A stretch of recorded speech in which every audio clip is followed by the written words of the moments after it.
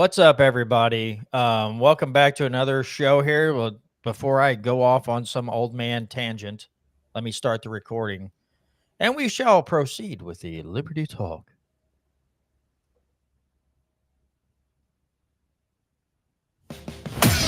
The Constitution isn't just a document.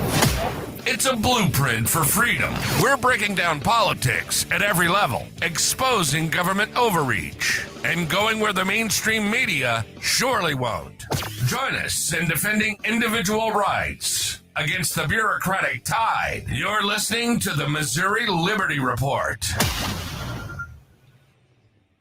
All right, folks, and we are back with another, kind of more Missouri-based, but not Missouri-based Missouri Liberty Report. We've got a few things to talk about out of Missouri here.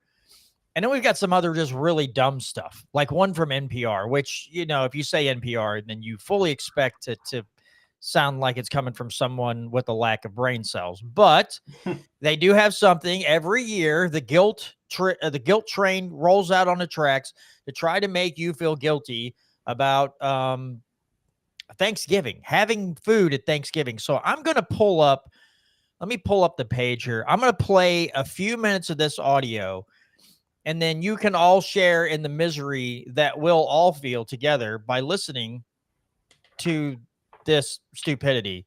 There's like 30 seconds of commercial in the beginning, so I don't have the ability to really skip past it very easily, so bear with me. But just let's listen. We'll just let this play for a few minutes. We can all suffer together at NPR's silliness, and then we'll have some commentary afterwards. This message comes from Vital Farms, who works with small American farms to bring you pasture-raised eggs. Click the play button to hear from pasture-raised egg farmer Tanner Pace, who shares the sights and sounds he and his hens experience on the rolling hills of his family farm in southern Missouri. Comes from GiveWell, a nonprofit that provides rigorous, transparent research to help donors make informed decisions about high-impact giving. Join over 150,000 donors who've already trusted GiveWell to drive Assistance Program, or SNAP, putting 42 million people in the U.S. at further risk of food insecurity. Many Americans are one check away, potentially, from experiencing some level of poverty. Out of every 8 homes, including yours, one of those households isn't always sure when their next meal will come. I think many times we think about people and, it's like, oh, that'll never be me. That's nutritional scientist Angela Odoms-Young from Cornell University. And she says food insecurity can push a lot of families to make less healthy choices. When the food is available, people eat, but when food is not available, they have to make different choices. As the director of the New York State Nutrition Education Program, she knows that might mean less nutrition and reaching for highly processed foods that are cheap and shelf-stable instead of fresh fruit and vegetables that could go to waste. And with food insecurity often comes hunger. Hunger serves the essential purpose of getting us energy, and when we can't alleviate that hunger, dietitian Shauna Spence says our whole body reacts. Whenever we're thinking of our bodies, we have to think of it as a machine. And whenever you think of a machine, you think of quote unquote feeding it, right? Oil, right? The maintenance that goes into it. And when you don't do those things, it stops working, it breaks down. And unfortunately, our bodies are the same way. From trouble focusing and impacting your mental health to longer term issues like chronic disease and social isolation, hunger has a huge impact on individual people and whole societies. That's why Angela says it's a fallacy to think that just because you don't face food insecurity now, you won't feel its impacts later. Today on the show, food insecurity in the U.S. and what hunger does to the body mentally, physically, and over the long term. I'm Regina Barber, and you're listening to Shortwave, the science podcast from NPR.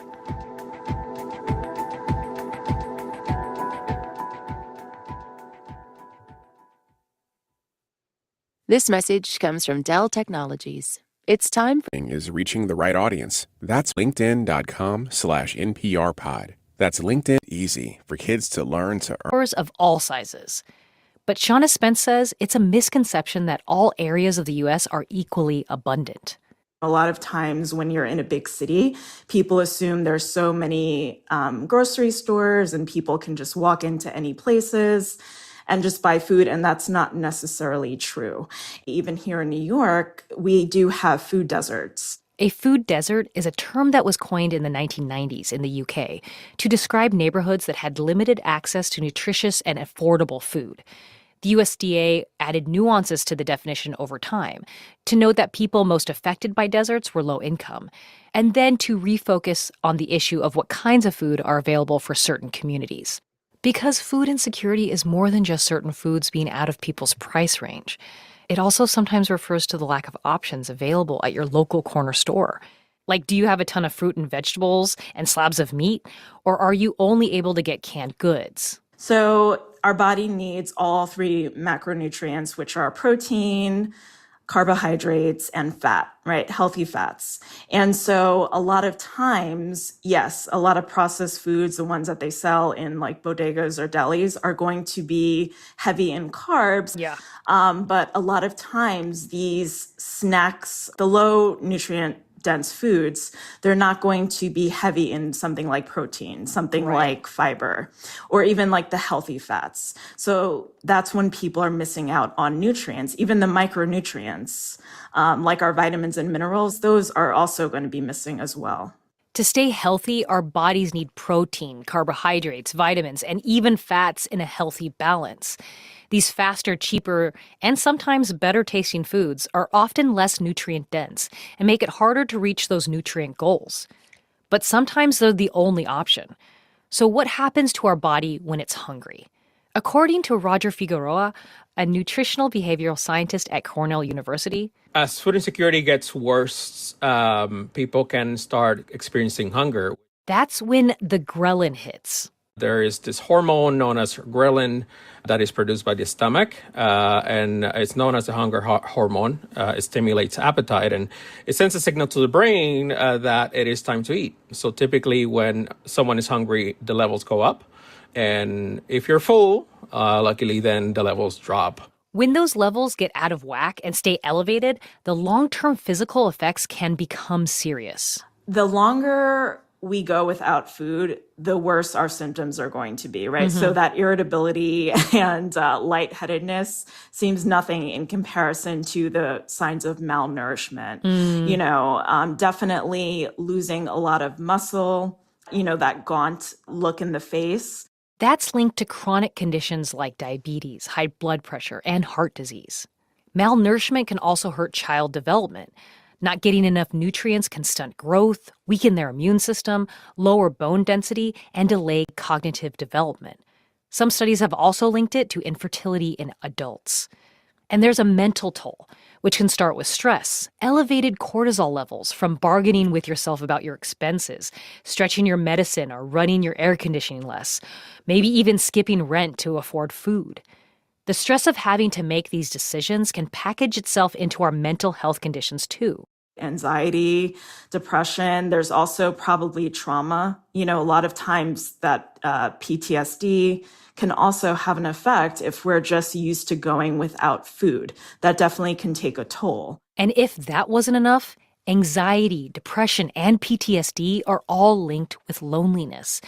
And you may have heard us say before, the United States is in the midst of a loneliness epidemic.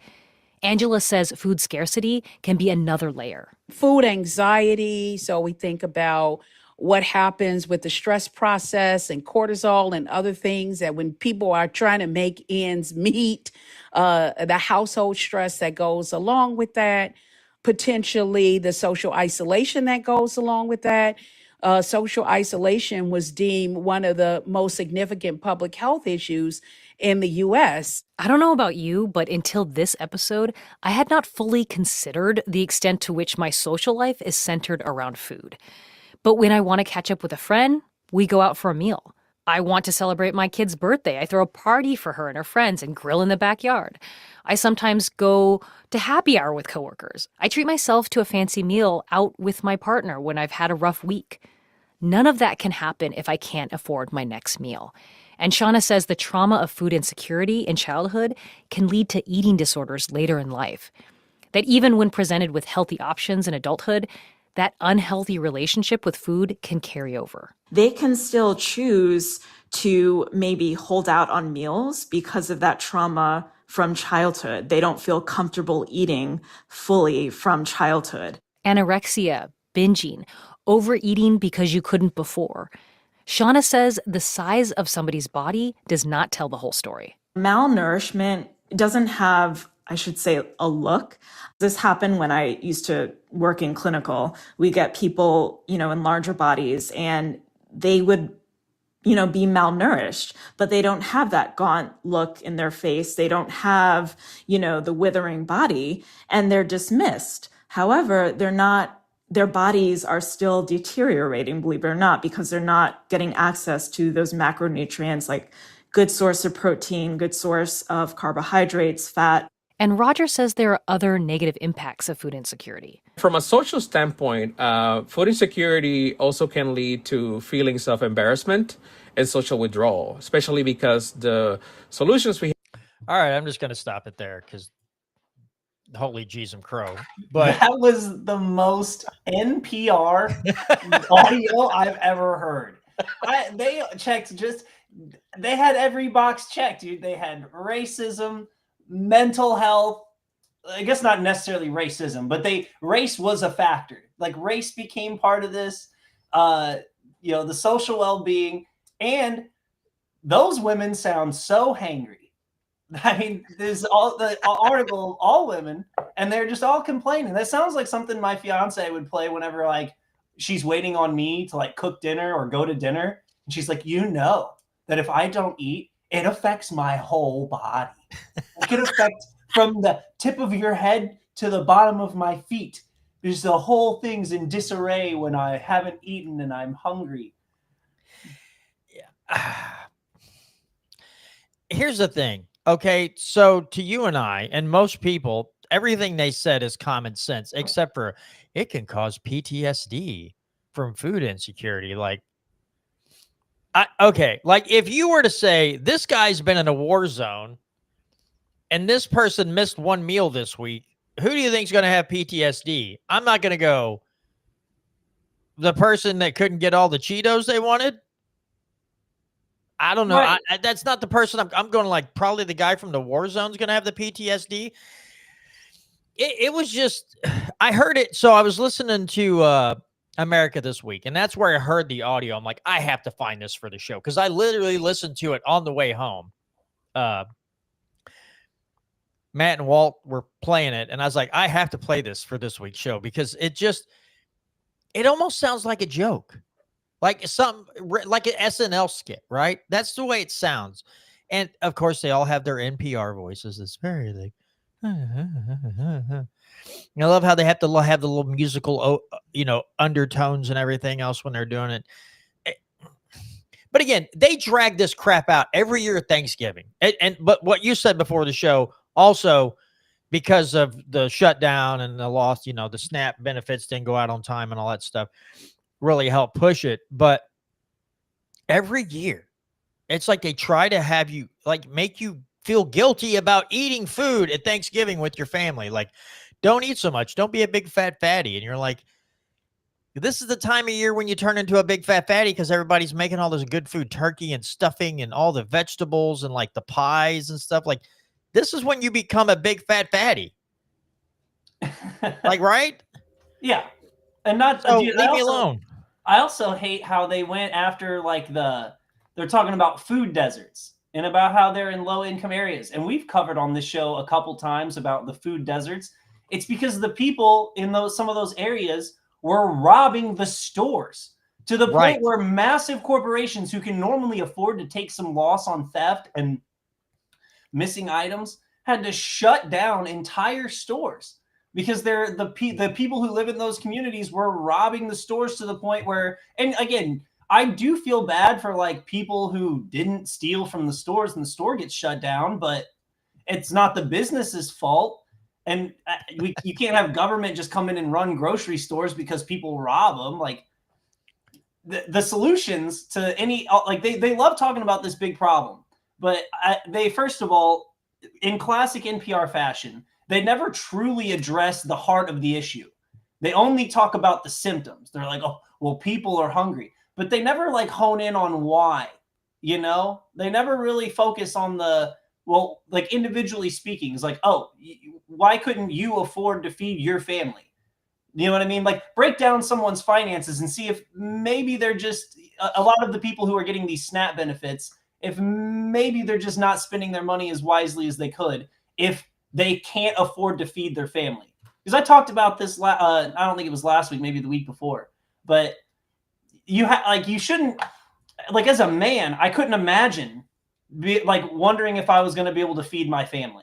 You know, like I would sell everything I had and make some serious life changes. I'd work 65, 70 hours a week if I had to, if that's what it meant, where like, if I didn't do that, then my family's food security was in question. So dude, it's just classic NPR. Like, let's play at everyone's heartstrings. And then to your point, they always love to make people feel sad at holidays, don't they?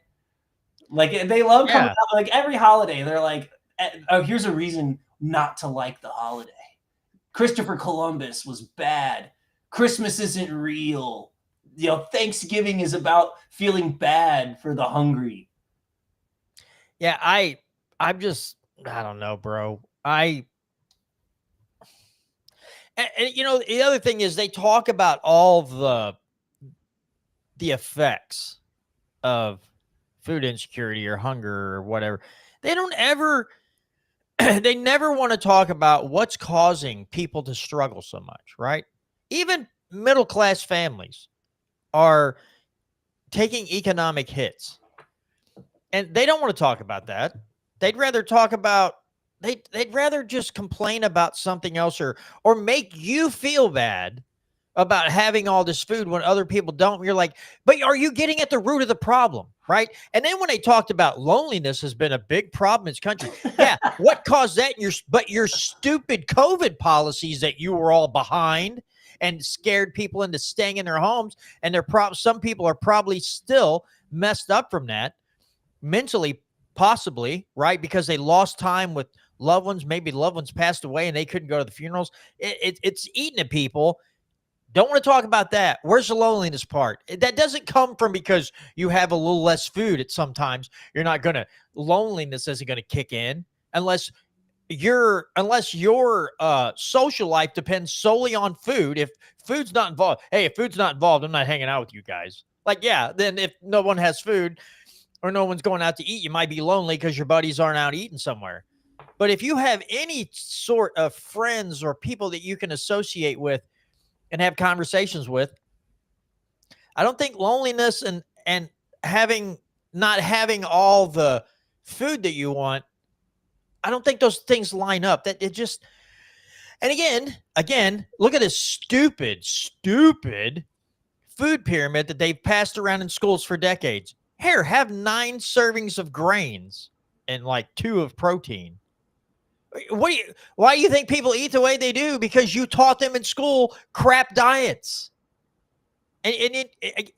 Dude, this thing reminds me of when they tried to blame inflation on the people buying expensive products. Like, we caused the inflation. Oh, yeah, I have that. It's kind of like this, right? It's kind of like, well, you have more food than somebody else. Okay, maybe I'm just more fortunate than they are. Maybe I make more money, or maybe I make better financial choices. Gary asked a good question. The thing is, though, is that when states have made laws that you can't buy certain products with an EBT card, and they get really, really upset about, some people get really upset about that. Yeah, from the Atlantic. That's right. I couldn't remember the toilet paper thing that the toilet paper publication that put that out. But yeah, of course it was the Atlantic. Why would I? Yeah, list of reasons inflation is not my fault. Iraq too, Afghanistan, Pakistan, drone war, Somalia, Yemen, Libya, Syria, South China Sea, COVID lockdowns, CARES Act, COVID vaccines, Ukraine, Israel. Yeah, that was a post from our very own Brandon here on X. Yeah, dude, it's so dumb. Again, And then you have outfits like NPR or The Atlantic or a lot of other media sources who will not point the finger towards the people they should be pointing them at, right? They want to point the finger at you. You're just trying to live your life, earn a living, pay your bills, keep a roof over your head, have food for yourself to eat. And because their policies are financially ruinous to most anybody middle class down, and then they want to go, well, you people suck. You shouldn't have made those decisions. Like the decision to eat, the decision to go to the grocery store so I can restock the shelves in my house, I shouldn't have done that. And then, I mean, if they ever say this again, like, well, I heard on NPR that if I choose like rent over food or something else, that I could get PTSD. So does that mean I need medication now? Do I need to go see a therapist? Because you guys told me I'm making bad decisions. So what am I supposed to do? Like, I can understand why there are a lot of Americans. I think more Americans than we sometimes think that are frustrated, because if you see these articles where they're constantly pointing the finger at you instead of the central planners, it's not hard to get pissed off, right? It's not hard to be like, what are these people? What are these people? Like, first you wanted me to stay home and I wasn't supposed to feel lonely because I was not killing my grandma. But then now I got to feel bad because I have more food than somebody else, and those people might be lonely because they don't have as much food as I do. Like, if you're taking this all in and you're considering it in your head that it might be factual, it's got to be confusing. It's got to be like your brain's got to be like doing somersaults and flips and everything else, throwing you off course. Jesus. So you know that meme where there's like two buttons and then there's a guy who's like looking over at sweating? Yeah. One of the buttons is that like cutting off unhealthy foods from EBT is racist. And the other one is letting people with EBT cards eat junk food is racist. And so there's that guy who's like, oh, that's the liberal right now. Because you remember how when the Trump administration was like, yeah, we're going to cut unhealthy foods off of SNAP benefits. Oh, and everyone was like, oh, how are we going to eat? And now they're like, yeah, NPR is like, you know, eating healthy foods could literally lead to loneliness and PTSD. And PTSD happens when the pork rinds section is empty. Yeah. I like I said, it's just so again,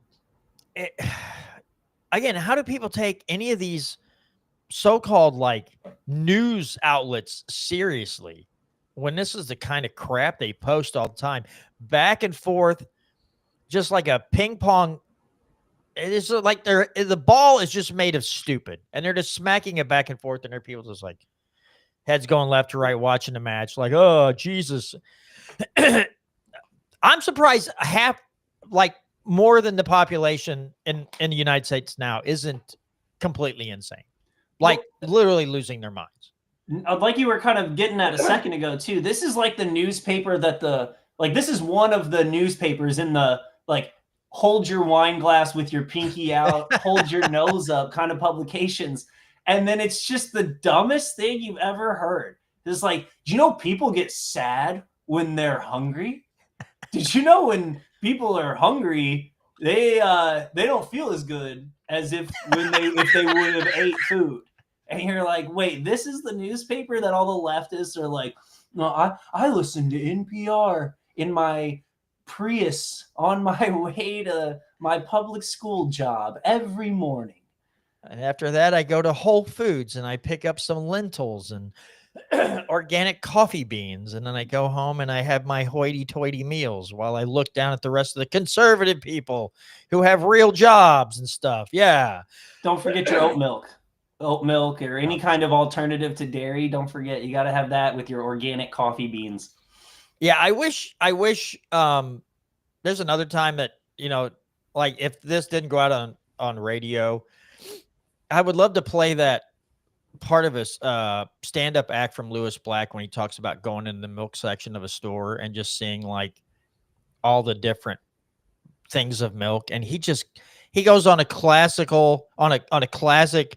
Lewis Black tirade, and it cracks me up when that guy like really gets fired up and he's just screaming stuff. And there's too many obscenities in there to play, on the radio, but it's really good stuff. Yeah, listen, folks, I think I can speak for a lot of people who listen or watch this show is that I think we're all sick and tired of being told everything's our fault when clearly we know exactly whose fault it is. I mean, none of us go to the grocery store and say, oh, by the way, I'm imposing a tariff on all these things, so raise the price up and then send me the check. And we don't do that. None of us are imposing tariffs. None of us are regulating things to or subsidizing things that is an automatic function of the market. If you subsidize it, the prices will increase. And what did my daughter used to call them? When my daughter was in middle school, I asked her one time if she sat around like the popular people, and she's like, no, I don't sit near the popsicles. And I was like, popsicle? What the heck's that? My wife's like, they got to stick up their butt. And I was like, oh, that's perfect. So all these popsicles like to come out. That's going to be one of our new terms here. These popsicles love to come out and just bombard you with all kinds of nonsense and make you feel like a total piece of crap. And they don't ever want to discuss the problem. They don't want to discuss the causes. They don't want to let you know. I'll let you in on a little secret, folks, that might believe some of this nonsense. They don't understand economics. They don't have a freaking clue. Stop listening to them. They're dumb. They're really, really dumb. They just make it flowery so they seem intelligent. But if you have to relate every topic to mental health or racism or some ism or phobia, those people are not intelligent. They're on a guilt trip. They want you to get in their car and they want to take you on a really long guilt trip. And you need to stop letting these people make you feel guilty about making choices that don't harm another living soul. Maybe your own if you decide to eat total crap food all the time. The only person you're hurting is yourself, really. Unless all your health care is subsidized and you have to keep going to the doctor, then the taxpayers are kind of taking a hit on that. But generally, it's just you that are paying the consequences. And then your doctor has to see your lard butt come in all the time like, Jesus, this guy hasn't figured this out yet. But I think I don't want government making decisions, but I think the government should make a rule that almost all magazines and newspapers, everything has to be printed on toilet paper. So you can read the stupid and then wipe your butt with it and flush it away. And then who needs to recycle? Because you can just use it as toilet paper. You're getting multiple uses. You can read it. You can laugh. So you'll get some horrible knowledge, some comedy, and then toilet paper when it's all done. And then you can move on to the next magazine or the next newspaper. Everything should just be printed on. Now, I'm not talking about like the John Wayne toilet paper, the rough and tough and don't take crap off anybody. I want like the Charmin 3-ply newspaper. That's what I want. I don't want that single ply where one wipe and your finger slips through. And no, because heaven forbid you have to buy more than one copy of NPR to wipe. Yeah, no kidding. You're like, gross. So I got go ahead. One thing to jump in with. The tariffs, like you were talking about. It's another one of those ones where the Republicans they're looking at the button, sweating with their hand on their head. And the one says tariffs are going to fix the economy. And the other one is getting rid of tariffs will lower prices. Because that's what they're like, oh, Trump's after affordability now. He's knocking out the tariffs. And I'm like, wait, I thought the tariffs were going to save the economy. Which is it? You can't have both. You can't have, these tariffs are going to save the economy. And then, well, actually, we're getting rid of tariffs for the consumer. Because, like you were saying, in very Joe Biden fashion, these people don't understand economics. That's not the right one. Dang it. I got to find the right one because is it this one? No. Is it that one? No. There it is. Wise words from Piper from Missouri. Waiting on on a Republican health care plan is like waiting on a tariff check. Neither is coming. She makes that sound like the tariff check is a good thing anyway. Like, dude, I remember when conservatives were getting $2,000. Like, we were getting the checks, and conservatives were like, because, you know, Joe Biden had promised them, this is just a handout. We don't need that. Everyone's back to work. And now we're all back to work, and the Republicans are like, we're getting tariff checks. We're getting stimulus checks. Yeah. It's like, what? Where are the principles?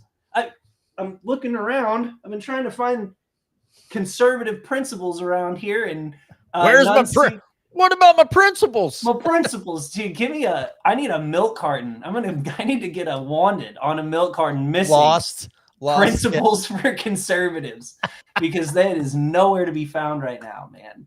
Yeah, like I said, this stuff makes my head hurt so much. And then Piper has to come out and say her stupidity, and that just makes my head hurt even worse.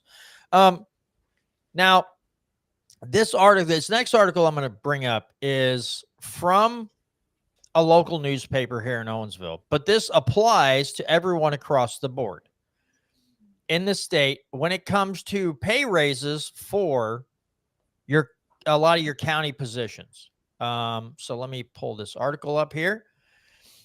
Now, this one is the title of the article is Gasconade County's office holders' salaries reach limit pending update by state legislature. This was from November 19th.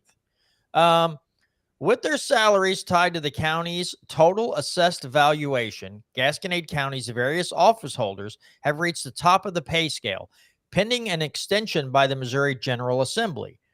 That was the message delivered during Monday's morning session of the county's Salary Commission, which meets every odd number year to consider changes to the paychecks of the offices being filled in the next general election. County Clerk Lisa Letzo explained that because the county's total assessed value of property has topped the $300 million mark, state law calls for an automatic $2,000 base salary increase for all offices. Unless and until the state legislature increases the property value threshold for third-class counties, this will be the last bump for the office's salaries, except for the small cost of living adjustment granted in recent years by the county commission. There's nowhere else for us to go regarding more money except the cost of living, said prosecuting attorney Mary E. Weston, who served as the chairman of the Salary Commission. The COLA amounts have been relatively small, but both for office holders and their department employees, the elected officials have received a cost of living adjustment in only the last 4 years, 4% in 2022, 5% in 23, 4% in 24, and 3% in 25. The COLA was a long time coming for Gasconade County office holders, who noted that in some departments, longtime employees were paid almost as much or more than the office holder. The Salary Commission is comprised of most county government office holders. The 3 office holders elected in a countywide vote who are not part of the Salary Commission are the circuit clerk and recorder of deeds and associate circuit judge, both of whom are paid by state government, and the sheriff, whose salary is tied to the level of pay of the associate circuit judge.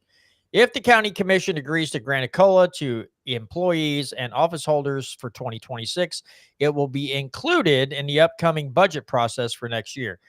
And here are the current salaries of the elected officials who are members of the members of the Salary Commission. Presiding commissioner, $37,000. Northern District and Southern District associate commissioners, $35,000.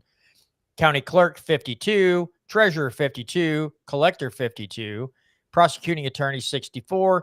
Public administrator, $31,000. Coroner, $19,000. Assessor, $52,000. So, folks, here's just a built-in problem in the system. And I think this is why you won't see too many counties fighting for the people to say, hey, these people can't afford us to keep bumping up their assessments, because it's in their own self-interest to keep the property valuations rising in order for them to continue to get pay increases. So it's baked in to the system. So I would say that was by design. I don't think that's an accident. this is a good way for the what is it? The Missouri Tax Commission to get these county officials to go along when the property valuations, like the last rule, that everybody has to go up to at least 14.99% increase. Well, sure, great. If they do that and they keep doing it, then they're going to get pay increases. So who the heck's going to fight it? Right? Who's going to fight that? Not most of them. Most of them forget they're, that they are elected by the people that they are doing this work for. But yeah, they seemingly don't have any interest in making sure you don't get taxed out of your home, because that's cool. Somebody else will buy it and I'll keep getting my salary. Now that might seem like I'm being a little mean, but I haven't heard any county officials in Gasconade County speaking out against the property valuation raising up. I haven't heard jack squat. In fact, somebody told me that county officials aren't subject to the same taxes that normal people are on their property. I need to look at that rule. That's what I was told. They're not subject to the same taxes that we are subject to. So yeah, listen, folks, I know a lot of us out here are really upset and frustrated with the state government and, non-governmental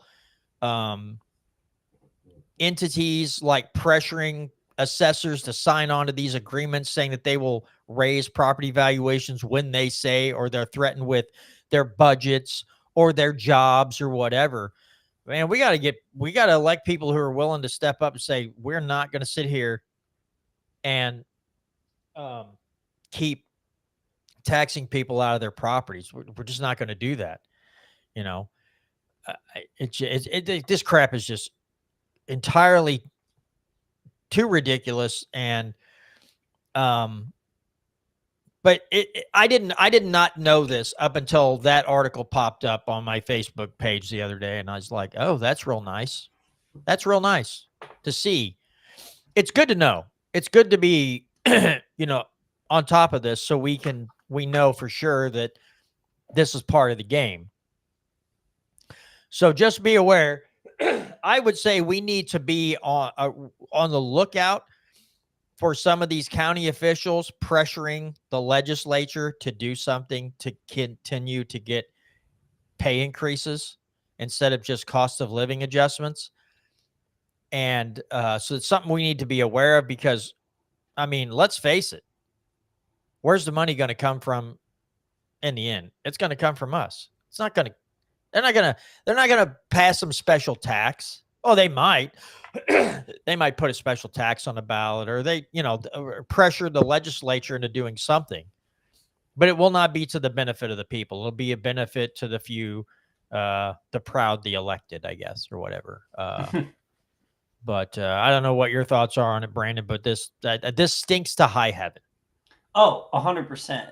No, it's a total backwards way to go about it, because it doesn't even necessarily mean that the county, like anyone working for that county in particular, is going to be doing more work. It's just that the values are assessed higher, so then they all get a pay increase. Like, they already get a pay increase for the cost of living adjustment. So if they're getting that bonus already, that's like a 4% raise a year. Like, wouldn't most people be pretty hyped with if that's what the rate of inflation is? Again, plus, you can't have the rate of what county officials are getting paid that's outside of the county to decide. That just seems wrong to begin with. Like, it should be a referendum, like, to a vote on the people living in that county on whether they think that the people in those positions deserve a pay raise. The fact that everyone's property value goes up means they get a bonus. I don't know. It just doesn't make any sense, because it's a salary increase, sure, but it's almost like a bonus because they are already getting their cost of living, bonuses. Right. So I don't know. Yeah. It just, like you said, also, it gives these counties incentives to keep property assessments high, and which is just going to cost the people more tax dollars. And I'll say it again. I've said it 100 times. I'll probably say it 100 more times, but I'm going to say it again. If the purpose of taxes is a need to pay for something, And what you should have to do is beg the people for it. Like, you should be out there like, please, guys, can you find it in your hearts to give? We need this money for this right here. And then you tax the people to pay for that specific thing. We've just gone so far away from that with like just blanket income taxes, blanket, property taxes. Like, it has nothing to do with how much money something needs to function. It's just how much money can we possibly get from the people to pay for our stupidity. Now, John, I do want to get your opinion on this article calling your county third class. You're not even a second class county. No, dude. You're a third class county. We're Might the as well Thomas Massey's. We're the Thomas Massey counties of Missouri. Yeah. We're third rate. The Rand Paul Jr. County, third rate. Yeah, third rate. We're third rate. I'd gladly be a Thomas Massey County. Hands down. Hands down. If it meant fighting against the stupid, hands down, I'll be a third rate county. If it mean I wasn't equal to you, the morons that just can't seem to stop spending money and or just wasting on stupid things, I'll gladly be a third rate county.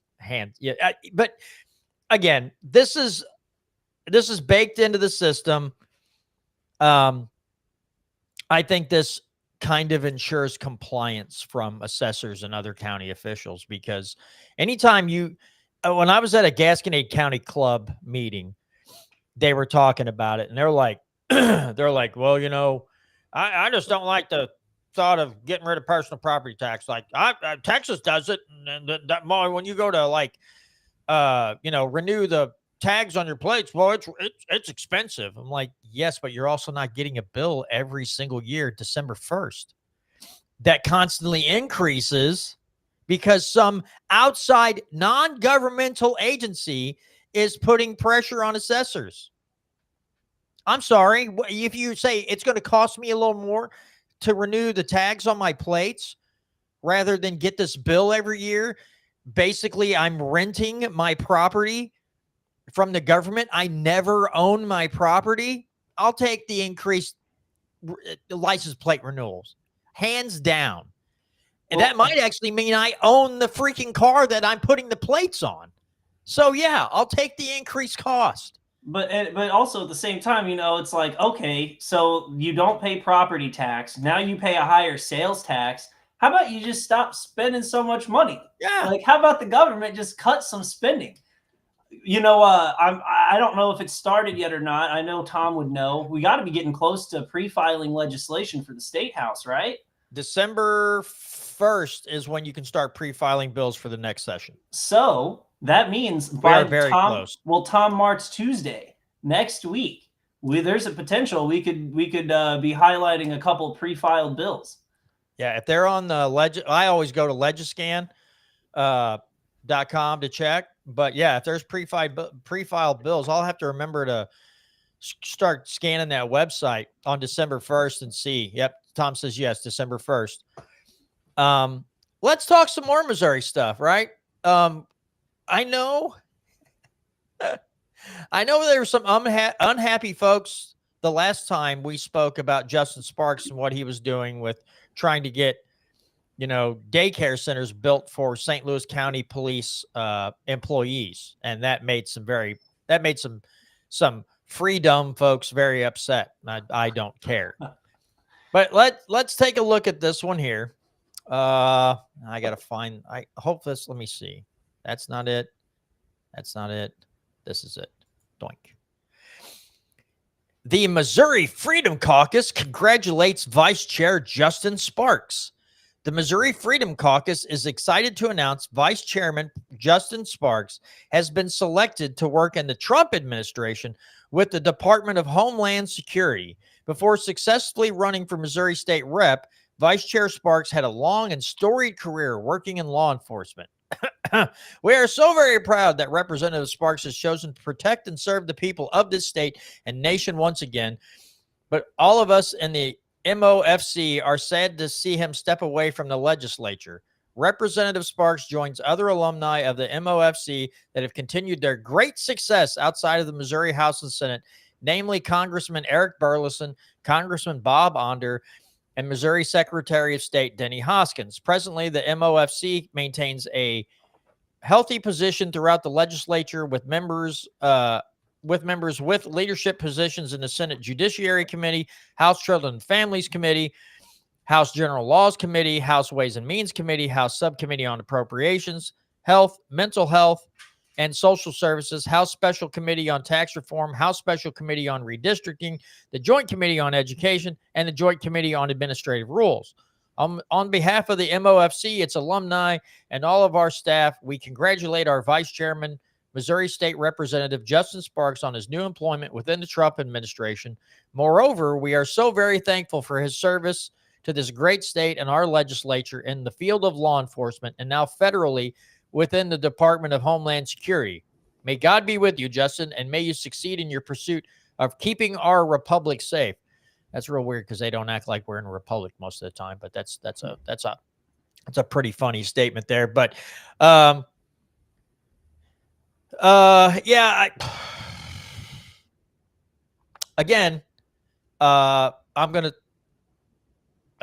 we're just gonna come out and say it. You can like it, dislike it, whatever, but the dude tried this little underhand thing of getting general revenue funds moved and then get matching funds from the state to build a child care center for St. Louis County Police Department employees. Mr. Constitutional Conservative Champion was doing unconstitutional things. Now he's acting, and I have to credit Tom for this because Tom's like, I wouldn't consider this a step up. But now they're all considering like, hey, he's going to work in the Trump administration. And this is one of the perks of being, I'm not going to say Justice Sparks is necessarily a cult member, right? Because I haven't seen him post a lot about Trump stuff. Not that I've seen. Not saying it hasn't happened or it has happened. I just haven't seen it personally. But this is the perks of not trash talking Trump. Because then you get to go work for the Trump administration. You come on there and speak praises about him all the time, and enough people see it, and they're like, oh, yeah, we'll hire this guy from whatever state. And except Hoskins, they name pedophile protectors as being good folks. Yeah. So that's Tom March says there. But yeah, so yeah, Justice Sparks moving up to being a Fed now. And again, listen. I get it. Sparks was better than some, right? Would he have been a better Speaker of the House? Probably. Okay, he probably would have been a little better. But that doesn't mean I'm going to give him a pass and pretend like he didn't do certain things because he's a patriot. Don't care. Not giving him a pass. Some of you all can get as upset as you want about that. I don't give two craps. We're going to call out whatever we see on the show when we see it, and that's the end of it. And if you don't like it, then I guess you can just go pound sand. Oh, I guess I have not been to Justin Sparks' page. No, maybe I should go wander over there real quick and let me find a better. Let me clear out of this here, and let me see what Mr. Justin Sparks. If it's anything like Nick Schroer, it's just God. so That makes me want to hurt myself. I bet it's the same. Just anytime they get a chance to. Well, who was it? I can't remember his name. Gosh, I'm blanking hard. The one who Eigel. We were talking about Eigel last week and his ads that were basically just giant Trump ads that funneled money to him, literally, and then just kind of Trump adjacent.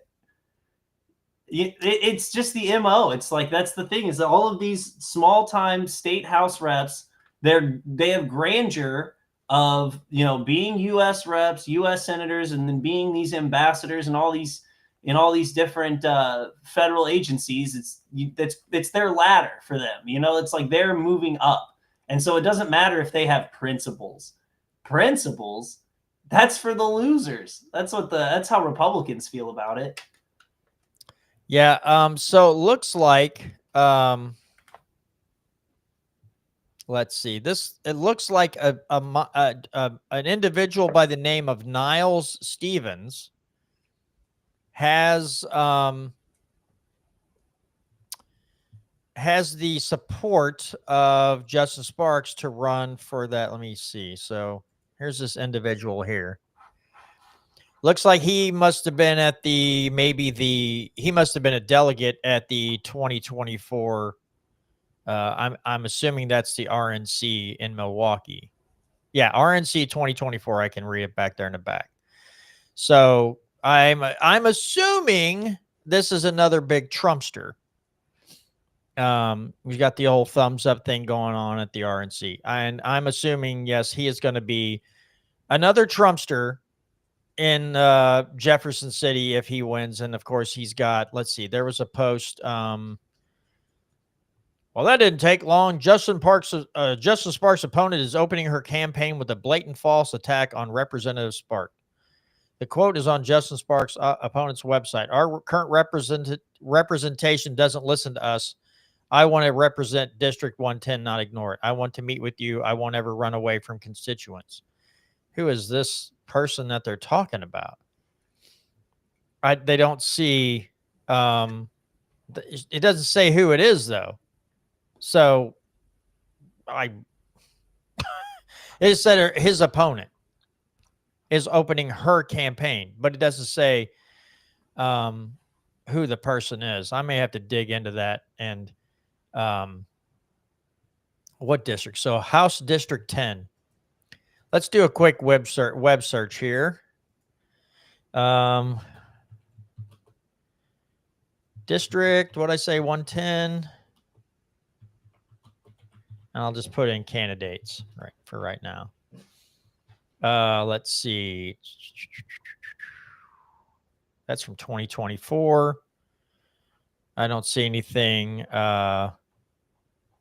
If it's the same person, I see an Ottenberg, but that's a male. So no, that wouldn't be it. I can't find anything right now. I can't. I'll quit it. Let's see if I put 2026. Let's see if it'll bring anything up. And waiting for this web page to load. I don't know if this is going to be updated or not by now, but I'll click on District 110 and see if it's going to bring me any information here. No, it's just telling you the qualifications to run for office, but it's not going to tell you anything about the candidates. So I think I read an article or something somewhere that Kehoe can create a special election. Yeah, they could, just to fill the spot until 2026. So they could do that. Do you know if that's common practice for House reps that leave? So I have no idea. I want to say they can also, he can just, it may not even be a special, it could be like a special election. I'm not sure if they can just, I know there's certain roles that, if somebody leaves, that they can just put in an interim person, but I don't know if that's the way with the House reps. But Tom does say, I'll give Sparks his due. He's not as much an egomaniac as Schroer. That's it's hard to top Schroer's ego. I mean, oh yeah, Sparks isn't as egotistical. He's just still kind of full of hot air. I'll try and be nice and put it that way on some of his stuff. But what are your thoughts about this? Because I just that Missouri Freedom Caucus is spiking the football like they've won the Super Bowl, and it's like he's moving into an administration that seemingly is off the track. So I don't know how much I'd celebrate, but anyway. Well, I think it's going to boast for him well for whatever he decides to do next. I think being in the Trump administration and being part of Homeland Security, I mean, it just depends on where he wants to go with it. I think moreover, like I was kind of mentioning a minute ago, it's just indicative of the Republican Party of Missouri. It's just so on par for Republicans in Missouri to just never call out anything bad that any Republicans do. They can't. They'll just continue to talk like we were talking about earlier with tariffs and with just all kinds of different stuff, like the Epstein files. All of the Republicans before were like, how come the Democrats won't release the Epstein files? We need to talk about this until they release them. And then the moment the Trump administration's like, actually, it's a Democrat hoax, but it's a hoax that we can't release the files on. And we also can't release the files because of a homeland security, because of a national security risk. And so, again, until any of the Republicans start calling out some of the you just call out the double standards. Like you could just call out anytime the Republicans do something that literally a year ago, 2 years ago, they were complaining about Democrats doing. If they could just have the bare minimum of calling that out, it would do wonders for like people's trust in politics. Yeah. Again, there are people who, okay, Tom says the governor's supposed to call for an election, and the two parties need to choose an individual to run under their banner. So it sounds like this guy is going to be, this Niall Stevens is probably going to be who maybe the Republicans want to put up there to run for a special election. And but who knows? But yeah, if he's a big Trumpster, I don't have a lot of faith in that individual. I might be proven wrong, but if they're going to act like a cult member, then I'm not sure they would know the Constitution if it hit them in the head. And I'm not sure that they would do what's best for, like, I don't know, cutting the budget and doing stuff like that, stopping, trying to put an end to all the horrible, massive spending and all. I don't have faith in that. There's a few that I can think of that I would have some faith in, but the majority, I don't have any faith in them to try to really curtail spending in this state and getting back to doing what's right. Sparks will become part of the deep state swamp that Trumpy keeps telling us he's draining. Yeah, that's also very, very true. But it is interesting to see. Sparks is moving right along up the old political ladder. We'll see where he goes from here. It would be nice if he would get up there, look around and go, eesh, gross, and just bail out. But man, the Department of Homeland Security, man, the biggest spy ring on the American people. Like, do you really want to go work for them? The people who just have implemented the Patriot Act to in all means and ways that they can. Like, do you really want to soil yourself and be involved in that? Like, they're not protecting the Republic. They're destroying the Republic. They're spying on the people of what's supposed to be a constitutional republic. Why would you want to go work for them? I'm just asking. I don't know. Maybe, I'm sure that not everybody in DHS is actively looking through databases on Americans. Some are probably actually looking for terrorist attacks or some security concern, national security concerns or whatever. I'm sure not everyone, but just the fact that it's like, would you really want to work for an agency who actively spends a lot of times building data centers just to scrape the internet, your emails, your phone calls, your text messages, and then compile them in these huge data centers? Like, do you want to work for an agency that does that kind of thing? Well, can we talk for just a quick second about how all of the, like, Lindsey Graham and Jim Jordan, they're like all fired up because of the Operation Arctic Frost, where they were being spied on by people in Biden's administration. But those same people have voted for the Patriot Act, like renewing the Patriot Act and renewing warrantless FISA, wiretaps. Like, they continually vote for all of that. And whenever Edward Snowden leaked that the NSA was just monitoring everyone's data all the time, those two, like Lindsey Graham specifically, was part of the Edward Snowden's a traitor, we need to arrest him, we need to all of this. And all he did was whistleblow that everyone's being spied on. So I find it perfectly rich that all of these Republicans are now super upset that they've been spied on. But that's Oh, what you God, have yeah. voted to do to the American people time and time again. So no, if anyone has an iota of sympathy or a concern for Jim Jordan and Lindsey Graham's, personal data or any of that, give me a break. Give me a break. Yeah, so Justin Sparks is going to join the likes of Lindsey Graham and Jim Jordan, and we can't believe they would spy on us. We'll spy on literally everyone, but the nerve to spy on me?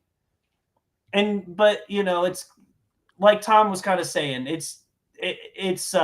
he's just going to join the swamp. It's classic Missouri Republican, just to be swamp adjacent until the swamp taps you. Yeah, I have no sympathy for those people. If one of those people, I hope I never run into any of them. But if any of them ever said that to me, I'd be like, "You want me to feel sorry for me, bro?" There's been data centers collecting data on every single American citizen for years. They had to build new ones and bigger ones to compile all this data. And you want me to feel sorry for you? Like, no, people, the way you've been voting and acting, I'm not for spying on anybody, but I'm like, if anybody needs to have an eye kept on him, it's you all. I'm not making the rules. I'm not bankrupting this nation. I'm not burdening people and saddling them with debt and regulations and all these rules and laws. That's not happening to you guys. You guys are living above it. We're all living it. So if anybody needs eyeballs on them, you need eyeballs on you. And here's the funny part too. If you were tracking, like, let's say someone had a wiretap and was tracking Lindsey Graham's, his data and tracking his whereabouts and who he was talking to. And you found out that secretly he was working with Ukraine to harbor a minerals deal where giant corporations in America would reap the benefits of the minerals underneath the ground in Ukraine, while encouraging the Trump administration to continue the fight against Russia at the expense of the everyday American people and at the expense of the young men and women who serve in the Ukrainian armed forces. So at those expense, like, let's say that's what they were secretly, like, that's what they found. Everyone would, like, that sounds like a scandal, except that's what Lindsey Graham goes on stage and says. Like, Lindsey Graham says the most horrible things in front of a camera on a stage in front of an audience. What could Lindsey Graham possibly be worried about being spied on for? He literally says the quiet part out loud. He's like, yeah, I got in Trump's ear and told him there's trillions of dollars of minerals underneath the earth in Ukraine, so we need to stay and fight. And sure enough, the next day, those weapons showed up in Ukraine. And then, obviously Trump signed that minerals deal with Zelensky. And so, again, what could spying on Lindsey Graham do where he can just say that, oh, yeah, we're willing to let hundreds of thousands of people get slaughtered so giant American corporations can reap the benefits of the natural resources? I mean, so I don't know. Yeah, that's the thing. People just aren't paying attention. They're saying it out loud now. They're not even hiding anymore. They'll get up on stage in front of people and just say it. And it doesn't even bother them. They're just like, yeah, that's what I did. And they get a bunch of applause and you're like, but a lot of the American public doesn't see it. They don't hear about it. Now, they might from the Democrats, right?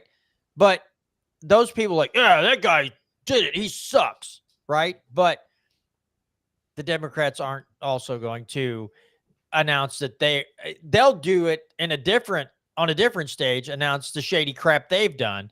And then their cult members will applaud that because they think it's doing something for the people. So both sides do it. They announce to the public they do it. You just have to pay enough attention to hear the words coming out of their mouth and going, oh, God, that's what we're doing. Okay. If you want to talk for a minute, my dog is in here whining like mad. What are you?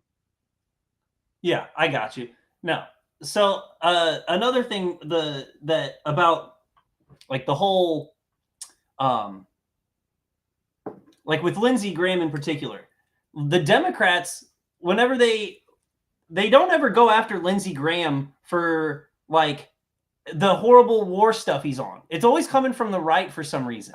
Like when Lindsey Graham will go out and say on stage that yeah, we're doing this minerals deal. I don't hear a peep from Democrats. That's a crazy thing to me too, is that I was just saying that Democrats never have given Lindsey Graham a hard time for like his war propaganda. Like that's the biggest thing about Lindsey Graham, is that he is always pushing for war. And you have I don't remember what year it was or when it was, but there was on the Senate floor, you had Kamala Harris and Lindsey Graham fist bumping after some vote they did. And it just goes to show you the pathetic game that gets played in Washington, D.C., like at its finest right there, when you've got Lindsey Graham and Kamala Harris fist bumping on the Senate floor over, I'm sure, sending weapons to somewhere. Fight them over there so we don't have to fight them over here. It's like, let's go kill people in their homes for, Yeah. on the off chance that maybe they'll reach us in some distant future where they can cross the Atlantic or Pacific Ocean and come get us. Yeah, right. And Scott Horton has a good point. Like he worries more about terror attacks in this country now just because of our foreign policy. Like we continue to muck around in business that's not ours. And we're just, the American people aren't, but the government is inviting it on this country, that enough people will get angry and attack. And then they'll have oh my God, this unprovoked attack on American soil has done this and done that. And we will not stand for these terrorists attacking us, and we will fight back, and we will bring these people to justice, and blah, blah, blah, blah, blah, blah, blah, blah, blah, on and on and on, dribble, dribble, dribble. It's like, what do you mean it was unprovoked? What do you mean? Unprovoked? Are you out of your minds? But a lot of people will believe it. That's the problem. They'll be like, yeah, we didn't deserve that. Like, no, the American people in general don't deserve it. The people at the Pentagon and the CIA and stuff, they deserve a thump in the head. The American people don't deserve it. We're not the ones out there saying, hey, you guys need to go find another country to pick on. Most Americans aren't doing that. It's the idiots. It's the talking head. The neocon talking heads will say that. But generally, the American public's just trying to live its life, right? But when they attack, if there's a terrorist attack, they don't attack government buildings. They attack innocent people. Might be in a subway, might be in a tower, might be something. They don't attack government buildings. So the American people pay for the sins of the Defense Department, the Pentagon, the CIA, and all these other agencies, the neocons, the war hawks.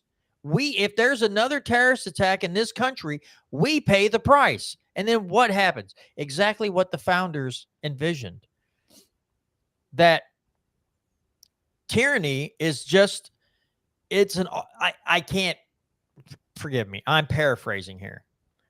But it's basically tyranny comes in the form of fighting a foreign enemy. And every war we've been in over the last several decades, government's eyes have been turned in on its population, on its own population. Now, if a group of people funded by a foreign government fly over here, get some training, fly planes into towers, why do you have to keep an eye on what I'm saying? That it makes no sense. Why would they have to pay attention to us for a bunch of people that were seemingly funded by Saudi Arabia and other countries who attacked us because of us farting around in other countries' businesses, right? And then you have to turn and keep an eye on me? Okay, make it make sense. And basically they don't want dissenting voices. That's all. They want to continue on with their policy. They want to inflict pain on people, especially brown people in desert areas all over the Middle East. And then they want you to shut up about it. Because there's some people that work for defense contractors making pretty good salaries because they have to keep building bombs and planes and all kinds of other stuff. And those people are really happy right now. But it's like, yeah, you spent a few $1 trillion in 20 years in the Middle East and nothing to show for it but debt and soldiers coming home deformed or dead, suffering from mental illness, suicides daily. But yeah, I'm supposed to just shut up. We're all supposed to shut up and not say anything. And it's also one of those things where, like, if you say something, people immediately think you're attacking the soldiers, like the troops that served. And that's just not true. But if you, again, there's no but there. Going forward, when you have, like in Syria, the leader of Syria is former Al-Qaeda. We replaced the Taliban with the Taliban. So, I mean, obviously having a strong military in a theoretical world keeps you safe. But the practical applications of the United States military over the last 25 years has, like, not even made us safer in a forum. Like, it, you know what I mean? Like, you think it's like, oh, we've got all these bases that makes us safer. Not really. Iran struck United States military targets twice in the last decade to nothing. We thank God we didn't go to war with them, but that's part of this tit for tat game you have. Is you've got Iran shooting rockets at U.S. military bases to save face. I mean, and to your point, Scott Horton brings it up, and everyone who doesn't believe me should look this up. The number one motivator for someone committing a terrorist attack has nothing to do with religion and almost everything to do with whether the homeland where they live is being occupied. So if where you live and the people you live with are being occupied by an outside force, that is the number one indicator of someone willing to commit a terrorist attack. And so if you've got a giant empire military all over the world, with bases in the holy sites in Saudi Arabia, Syria. They lied to President Trump apparently about how many troops were in Syria. We've got all these bases all over the world. So yeah, we're gonna get the blowback that you're talking about. It's like that's going to be our threat going forward. That's why Scott's got the point there, is that most of the people who commit terrorist attacks are jaded, not religious nutbags. Yeah, and we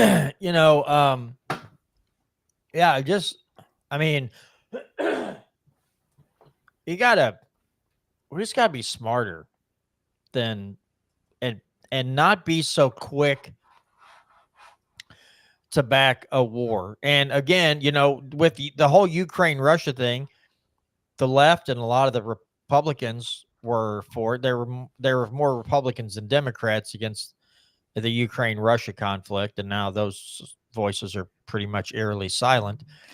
And then you come to Israel and Palestine, and most of the left and right is on board with that, seemingly eerily silent there. You have a few dissenting voices about sending money over there, but generally it's pretty quiet. And most of the American people, I think, is fed up with funding these wars and giving this money to countries. It never made any sense to me. That'd be like the person someone that just hates my guts for no good reason, right? And I haven't done anything to them. And they come up and they're like, hey, I need $1,000. So, and then I'll pretend like you like me. And I'm just like, oh, sure. Here you go. Cool. Now you pretend you don't hate my guts. That's what we do. We send billions of dollars to countries that leadership hates our guts. And they just have to be nice to this country. Oh, you're going to give us $1 billion? Oh, okay, cool. We'll do that. Imagine just doing that as a normal person, right? I'm just going to pay these people so they'll like me. I'm sure there's people out there who have done it. I'm just going to pay you to shut up and pretend you like me. But generally, normal people don't do that.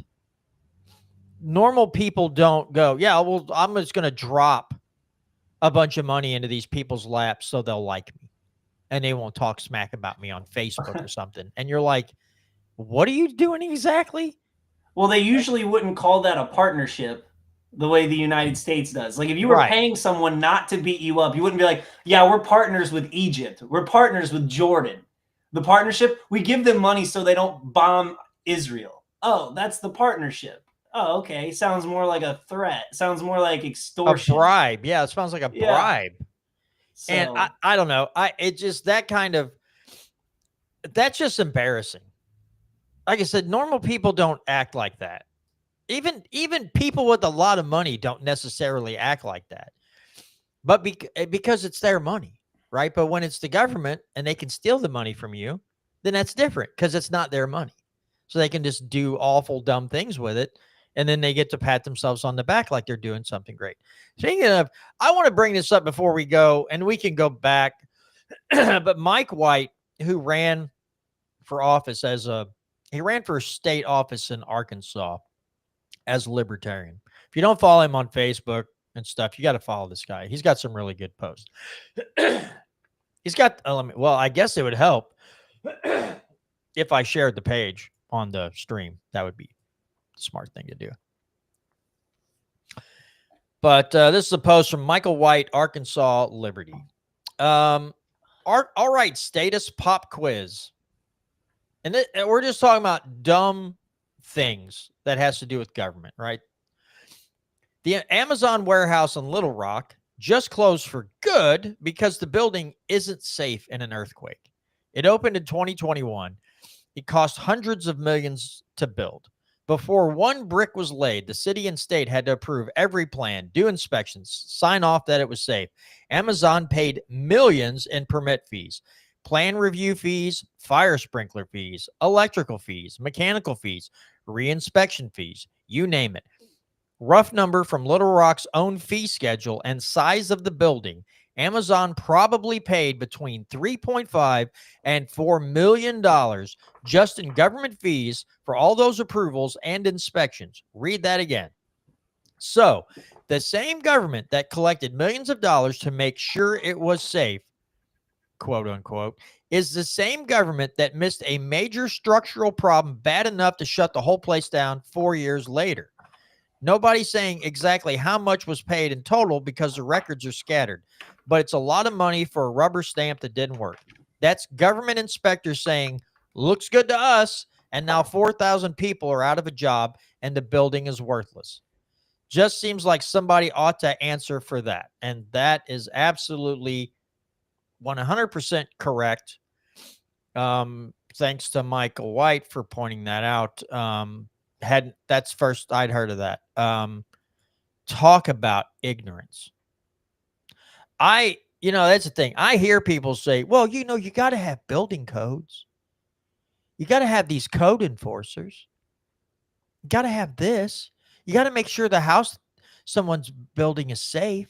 It's like if the person is paying, if they take out a loan to build a house, or let's say they pay cash and they build their own house, and then it leans 20 degrees towards port side, and it's not going to fall and land on their neighbor's house, then mind your own freaking business. Right? Now, again, this is a big company. These governments, state and city governments knows these companies have billions of dollars. So, of course, they're going to squeeze every nickel and dime out of them for inspection and after inspection and fee after fee. And in the end, it's like, oh, it's not safe enough for an earthquake. Now, mind you, the risk of an earthquake in Arkansas is probably demonstrably lower than a tornado threat. But we're worried about it. It's not safe in an earthquake. And now you're just going to say, oh, this huge building is just no longer any good. So my question is the city now going to be stuck with upkeep, right? Because that's what happens. Like they'll say you have to get out, and they'll either have to pay to demolish the building or it'll sit there and go to waste. But I just about guarantee you the state or the city is going to be spending money on making sure like things around there don't get messed up and it's kept up so it looks nice. For what? Because a bunch of do-gooders and a bunch of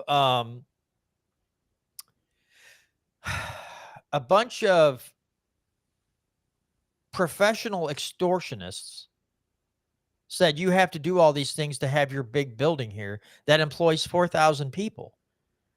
And then turn around and go, oopsie, we missed that. On all these inspections that they paid for, that Amazon paid for, all these inspections, and oopsie, we missed this structural flaw.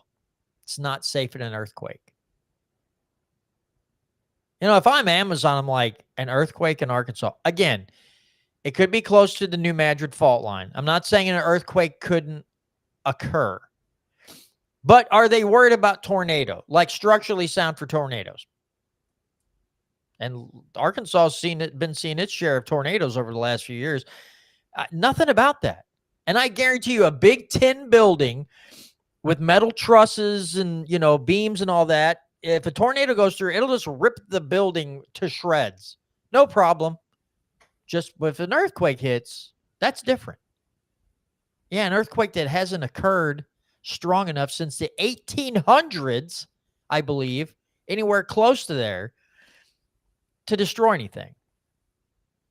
So I'm just like, what do you all, how much meth are you smoking right now? I'm curious as to whether or not how much money Little Rock had given to Amazon in subsidies. Like how much the taxpayer was actually on the hook for building most of that building, as far as Amazon not having to pay taxes out of that building, while all the other citizens of Little Rock were paying taxes. Again, I don't know that for sure, but most of the time when Amazon goes into these cities, it's because they've given them a big subsidy to put their building there versus somewhere else. So the biggest thing is the taxpayers being on the hook for all of this potentially. And then also, like you said, now 4,000 people are out of a job. So, I mean, those are 4,000 people who, I mean, I don't know when this article came out, but they're going to have to go look for a new job and hopefully have money for Christmas.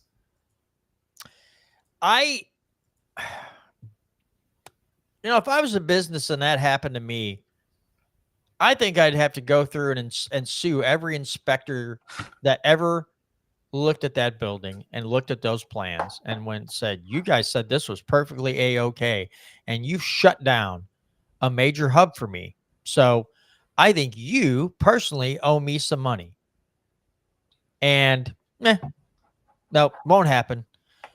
They'll just be like, well, crap, I guess we'll move to another. They'll just build in another town. All that whole loss, they'll have to move all that stuff out, ship it to other distribution centers, all that stuff. And that's the thing. Here's another funny fact. I don't know if the laws have changed, but I remember looking this up years ago. Depending on the state you live in. So let's say you're a code enforcer or an inspector. In Kansas, years ago, the way they enticed people to become code enforcers and inspectors is that they told them, if you have the job, you yourself do not have to follow the same codes that everybody else does. So they gave them a loophole. So if you were going around telling people, hey, this isn't right, hey, that's right, your house could be a falling apart mess, and they would do nothing to you. That's how they enticed people in. So the enforcers didn't have to follow the rules. And it's the same. It's local, county, state, federal government. Rules for me are rules for thee, but not for me. This is an age-old thing that's been going on for a long time in this country and other countries all around the world. The people enforcing the rules don't have to follow the same rules as the poor people who are just paying their taxes, again, just trying to live their life. And it's like, what in the hell are we doing? And why do we allow this? Why don't we fight back more against this type of stupidity? But yeah, if I'm these employees and I'm Amazon, especially if I'm Amazon, I'm coming back to the state of Arkansas and the city of Little Rock and saying, you have some explaining to do. What do you mean you did all these inspections and not one of you caught this? You looked at every plan. What do you mean you didn't catch this? You just cost us millions of dollars in revenue. Somebody better fork over some money.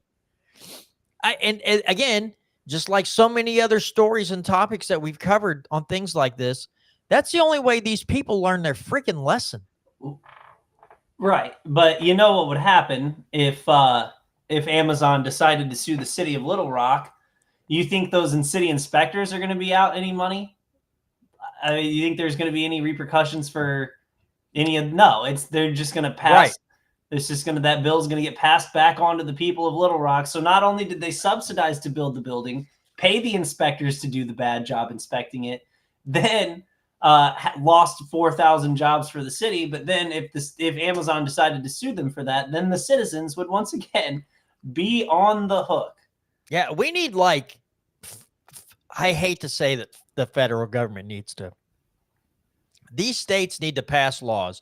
People need to demand that every state pass a law that says if you screw something like this, you screw up like this, or like Chris Bank with the whole thing with the sunflowers, right?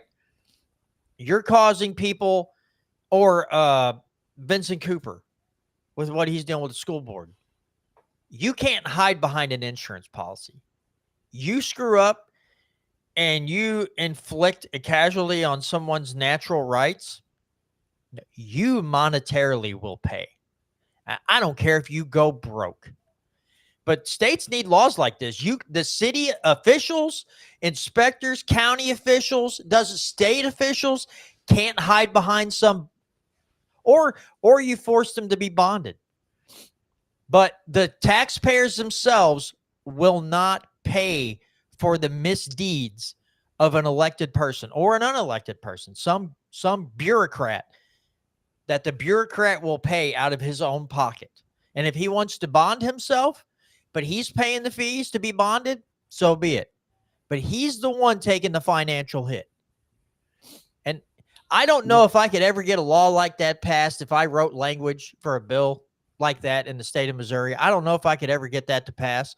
It sure would be an interesting experiment to see if anybody at the Capitol would say, I'll take that bill on. Let's do it. Just see how far it would go. Nobody, not many. I think No. I think Mike Moon and maybe Wolfen, maybe one other might do it. Other than that, no, that's like political suicide to them, right? Well, to They're end like, what qualified immunity, that means you hate cops, John. I don't hate them. No, right. That's the argument. That's what they say. Yeah, that's what you hear. So no, running that's a political loser. I will say with this particular incident is, I mean, it's a little bit different because it's just negligence.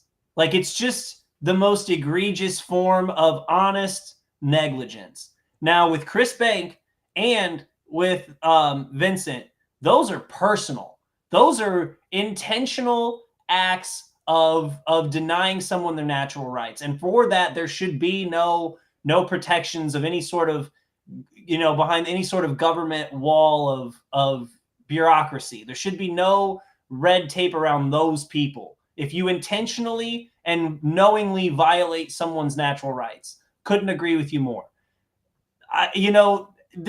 When you have something like this particular case, I mean, again, the biggest concern would be making sure the taxpayers under any circumstance, no matter what legal proceeding would take place, it'd be preventing the taxpayers from being on the hook.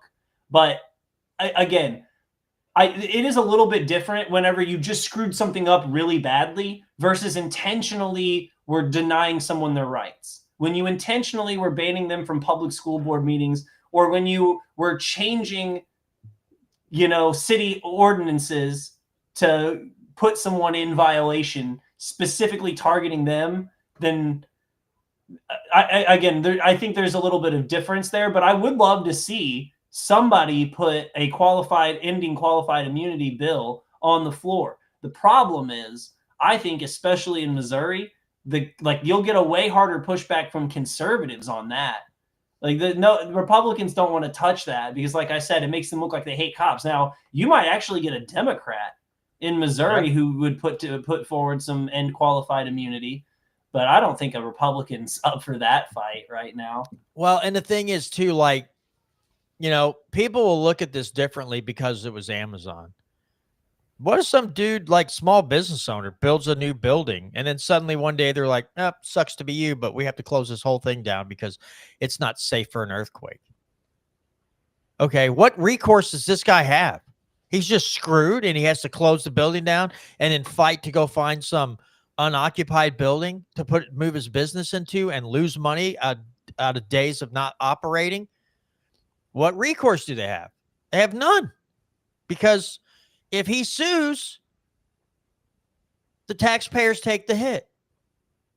And it just seems like, I don't know if it's because I've been paying more attention. Not really. How many stories have we heard where somebody's gone and comes home and someone gets the wrong address to a house that's been condemned?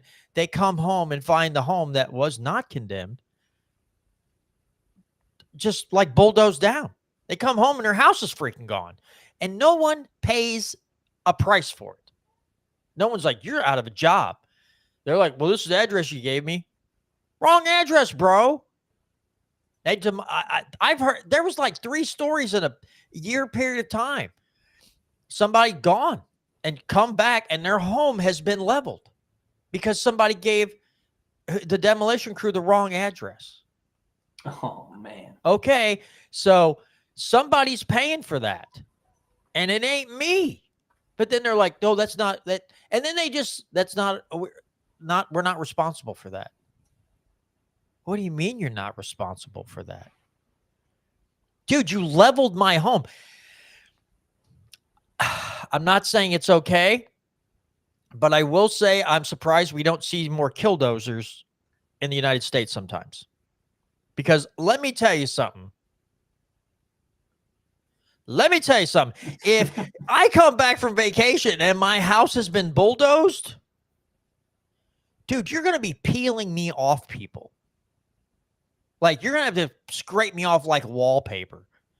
I'm going to be like a rhesus monkey. I'm going to be attached to you, flailing and screaming and kicking and biting and clawing. Like, I'm going to lose my freaking mind. And there's going to be hell to pay. And I think I would do everything in my power to be like, okay, I don't want to sue the city. I want to sue the individual, the demolition company, and whoever gave the order. I want those 2 people to personally pay. But then I would probably be like, oh, well, the city's got insurance against that. So the insurance would pay out, and then the taxpayers pay the insurance policy. So in the end, you know, and it's the thing, you have to sue. You can't most people can't afford to just take that hit. Because the insurance company's going to be like, what do you mean they bulldozed your house? Like, I don't know. Talk to so-and-so at this office. I got back from vacation. There used to be a house there, and now it's like grass and dirt and some concrete maybe. But you can't tell there was a house there except for the foundation. And then you have to straighten all that out with your insurance company. Insurance company's going to have to battle with the city to go, why did you bulldoze my client's house when it wasn't condemned? Like, and then you're just sitting there waiting in the ether, waiting for someone to have mercy on you and help you out. And yeah, maybe, I don't know. I got to talk to somebody, and I got to find somebody that will. Yeah, spider monkey is a better word than a rhesus monkey. Thank you, Agorizer. I may have to talk to someone who just, and like, hey, can you help me? I don't know. I don't know if I'm smart enough to write the outline to say this is the meat of the bill. This is what I want. This is what the outcome I'm looking for. And so, you know, you can just lay out some instances in case this happens. If you're not, the thing is, I don't know that I could write a bill that says if your natural rights have been hammered on. Like, I don't know that most of those, like, the people in Jeff City be like, what do you mean natural rights? What's that mean? I understand what natural rights are, bro. I'd have to put that word constitutional rights in there, But then it depends on the judges knowing the Constitution, which a bunch of them don't. So would it even be? It'd probably be really hard to explain the purpose of the bill to a lot of people. You know what I mean? It would Have be you like ever- banging my head off a wall trying to get people to understand what I'm doing. Have you ever seen that the Liar Liar with Jim Carrey? Yes. So he can't tell a lie, and he's trying to write the word red. And is That's you trying to write constitutional rights on a bill. It just keeps coming up natural rights. damn It's it. a natural right. Yeah, so it would be a really hard bill to put forth and get people to understand like what I'm trying to get at. I think it would be more complex than what it actually needs to be. I don't think it would be that tough. I bet other people have put forward bills to end qualified immunity, which is essentially what we're after. Like in theory, Right. it just encompasses most people when they hear it, they think about a police officer or illegally detaining somebody. They're not thinking about all types of immunity that would keep a person, an individual, from qualifying for a lawsuit.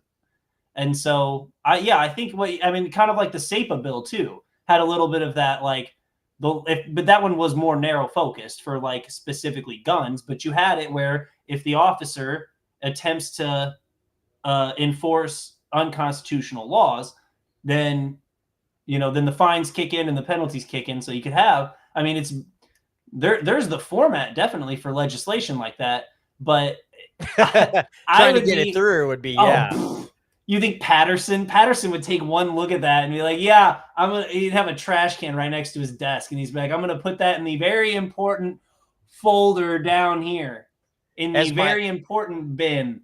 As my dad used to say, file 13 for communist propaganda. That was his catchphrase. Like he would get like junk mail. He's like, file 13 for communist propaganda. And he would just throw it right in a trash can. So that's what they would say about a bill like that. I think, man, it would be great to see somebody file it just to see what kind of commotion it would cause, right? Just to see like how they would try to dance around the subject and go and say how bad of a bill it was. I'm like, so you think the taxpayers should be on the hook to pay for an offense committed by a building inspector, a police officer, whatever? Like you think that the taxpayer should also pay for the sins of the person?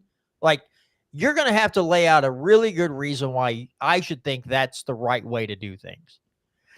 And I'm sure they would give it a really good shot, but I'd be like, okay, listen, inside my head, my BS meter is pegged in the red. And if someone doesn't turn the release valve, my head's going to explode because you're driving me up a freaking wall. And I don't know. Agarizer said I had a teacher that called it the round file.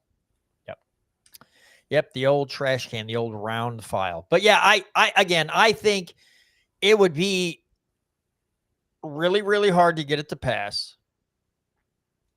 But it would be an interesting bill to introduce.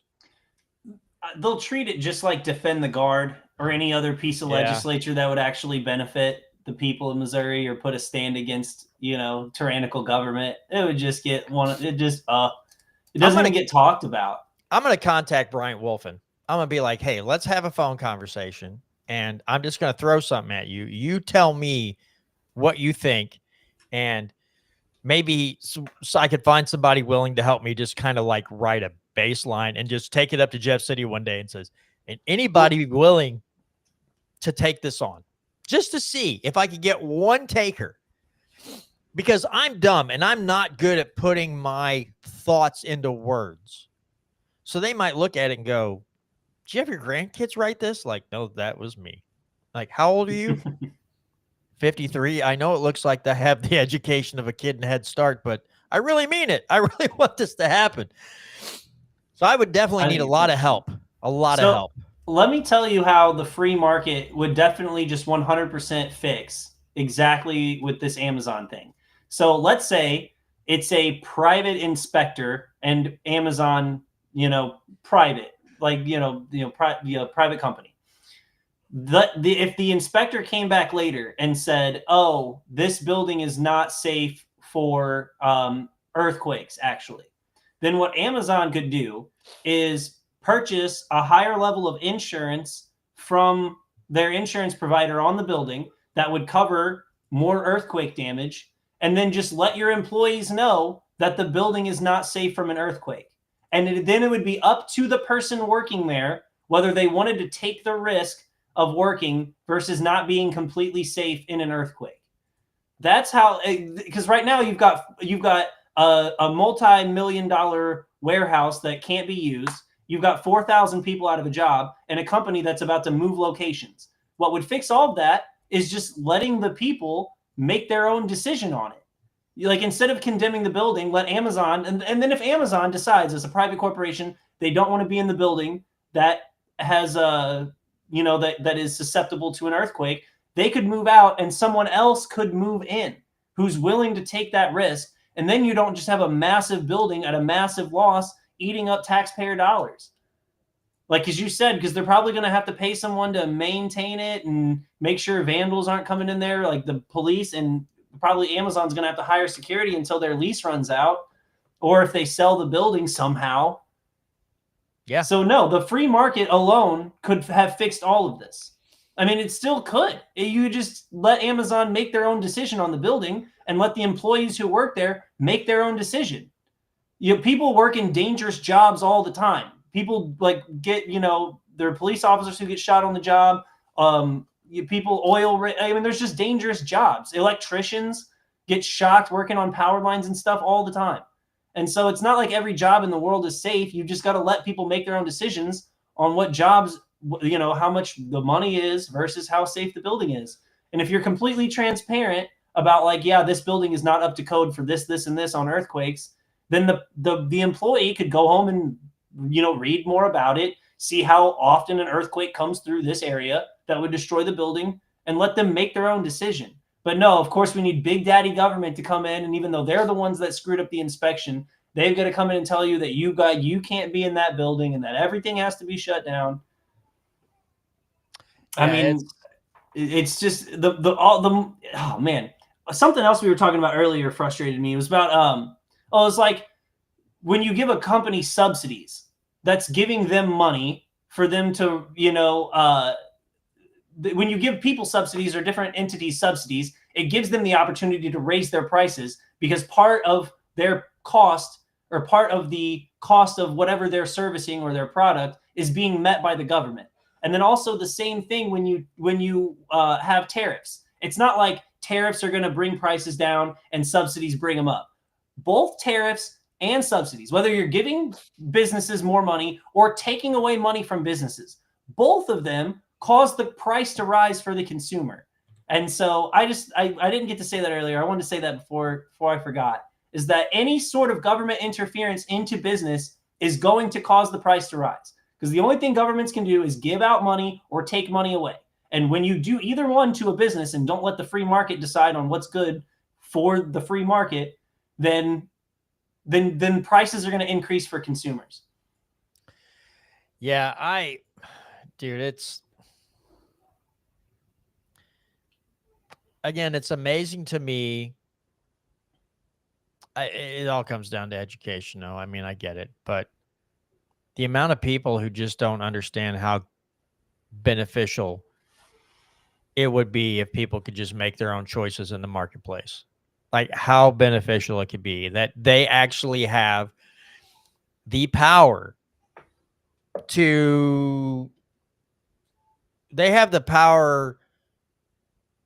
on whether or not a company succeeds or fails, whether it's price, whether it's their customer service, whether it's the product, the quality, whatever, right?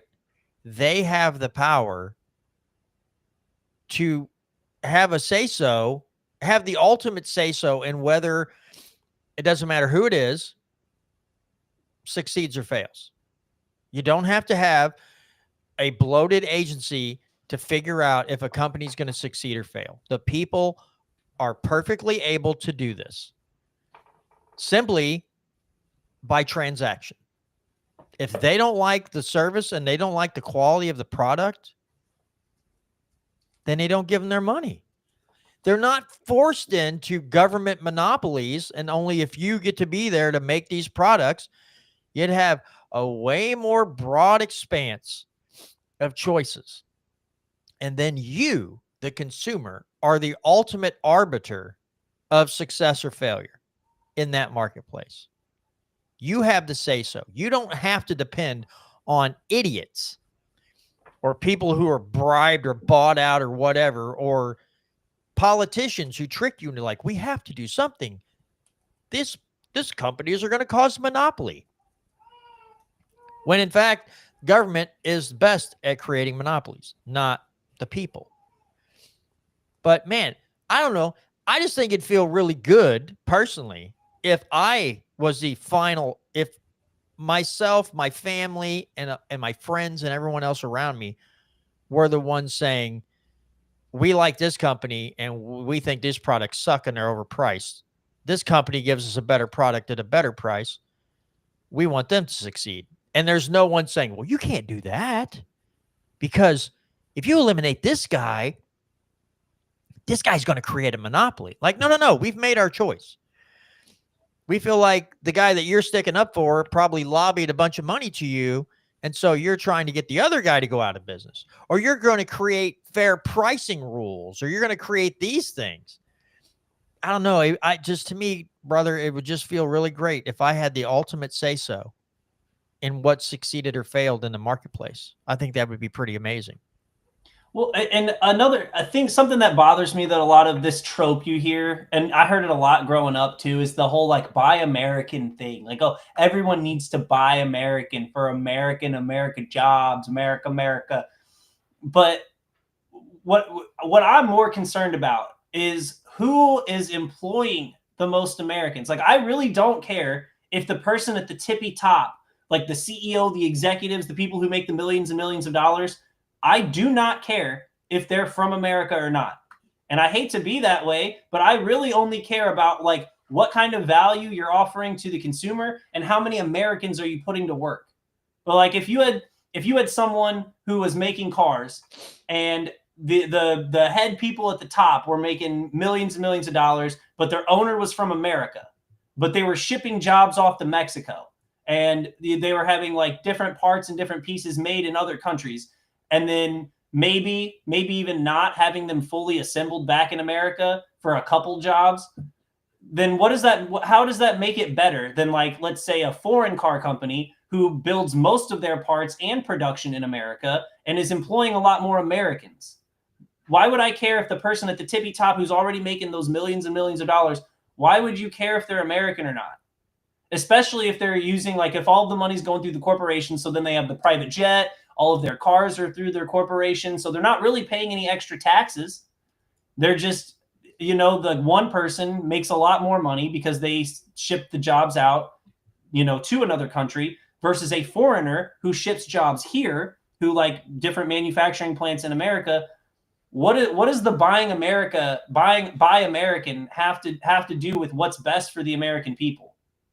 It does not necessarily correlate. And I hate how, like, the tariffs were supposed to get everyone to buy American again. And that it doesn't even necessarily mean that the company is a good company that you're buying from. It just means that the person who's selling the good happens to live in the same country that you live in. But it doesn't mean that you're seeing any benefits from buying their product versus a foreign-based product. I mean, you can do your market research and find out that maybe, some do, some don't. But growing up, you heard that trope, just the across the board, you have to buy American. You can't buy anything but American. You can't park a foreign car in my driveway. It means nothing to what is actually the best outcome for the American people. Well, and the thing is, I'm all about buying more American products, but we have a government that's hell-bent on regulating people to where they have to go overseas to make better profits. So if you can't get your government to stay out of everyone's business, literally, then you can't expect to buy American and have better pricing, because Most of them are sending it overseas, and then they send it overseas, and then somebody puts tariffs on it. So it's no longer that it still may be cheaper than American products, but there's still no competition there. And again, I'm all about, I'm all about buying more American products, but I really wish the American government would get the hell out of the way and let them operate. It is they can't seem to do that.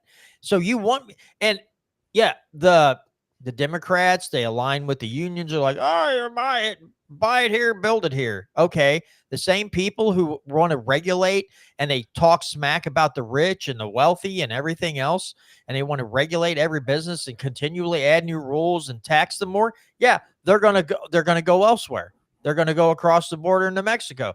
They'll just send their production to China or Malaysia or some other country.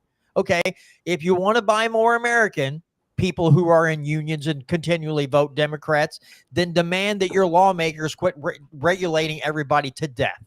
But you won't do that. You'll just throw your money at someone who promises to protect the unions, all the while taxing you more. So then you have to ask for higher wages. Like Ford and Chrysler and Chevy had all their workers like, we can't even afford to build the cars that we make. Yes, and you work for a union, and your union tells you to elect people who want to tax you more because you're above a certain pay threshold, and everything around you is going up because of regulations and everything else. How about before you vote for these schmucks, you find people who are a little more freedom oriented and maybe won't tax you so much. And then your car companies don't have to charge so much money for their products because they're not regulated. You have to understand, people, from the day a car starts production until it reaches the dealer's lot, there is just a line of taxes that company is paying. You think they're going to eat that? No. You're paying for it when you go to the lot. If you don't end that, Ford can pay their people $50 an hour. You think the car costs ain't going to go up? And I guarantee you within the next 5 to 10 years, these same people are going to say, we can't afford to drive the cars that we're building. Duh. What did you think was going to happen? Jesus, it's not that, this thing, it's not that hard. But dude, I was around several hundred of them, just mad at the rich people all the time. And I'm like, okay, you know what? Good luck in life. You still haven't figured it out. And some of you in your 30s and 40s, and you still haven't figured out basic economics. So good luck. Best of luck to you. I tip my hat to you. I hope like Economics for Dummies book falls out of the sky and hits you in the head. And you're like, hey, what's this? And you pick up and you read a little bit, even if it's the first like 20, 30 pages. Maybe that wakes you out of your Democrat coma. I don't know. Just figure it the hell out and stop screwing the rest of us over because you think you're entitled to something that the other people aren't. I don't know. It's just a whole long line of circular stupidity that we're all stuck in because some people don't want to think for themselves or what have you, and cause a lot of headaches. But all right, dude, we got like 7 minutes left. Any parting words before we end the show? I just saw this. So you know who Officer Tatum is? Yes. Okay. He's an idiot. Well, hold on here. Hold on. So you know how Candace Owens has been releasing information about how she's allegedly being targeted by the French government for assassination? Well, apparently Officer Tatum got the evidence that Candace Owens has and is 100% on her side. Like, was fully believes, like he is convinced that the French government has put a hit out on Candace Owens and like is full on believes it. Which, for those who don't know, Officer Tatum, like a lot of people don't like Candace Owens because she is very against the government of Israel and the actions that they have taken. And Officer Tatum is fairly known as being pro-Israel. He had a debate with Dave Smith on Piers Morgan's show maybe a month ago. And so for him to have totally flipped on someone as controversial as Candace Owens, because if you're in that pro-Israel camp, you can't flip very easy. They don't like that very much.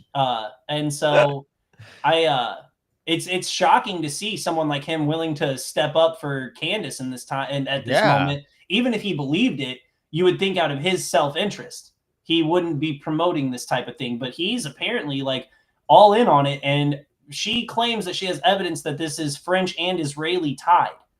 Like this is all in one. And if Officer Tatum believes it, it just gives me a little bit more credence to look into it, because Candace Owens is very controversial with some of her takes and opinions lately. And, you know, she's got a lot of theories, and I don't know if evidence is the right word, but she's got a lot of theories and different, I mean, circumstantial evidence, I guess is how you could best describe it, of like different weird anomalies in the Charlie Kirk assassination case. And so she's catching a lot of heat, especially from conservatives, on like the different motives of the different people who could have been involved and different things that they did on that day and the weeks leading up to it. And so to see someone like Brandon Tatum defend Candace Owens in this moment means that the evidence might actually be there and real. So it's just something for the people to be watching out between now and next week when we jump back on. Which is just crazy. If that's a real story, that is insane. I could definitely see the government just like kind of sweeping this under the rug. But it would, if any evidence comes out light that, you know, gives credence to this story, there's going to be a lot of people in this, in the factioning Republican Party, like the what I would consider the GOP versus conservative kind of split.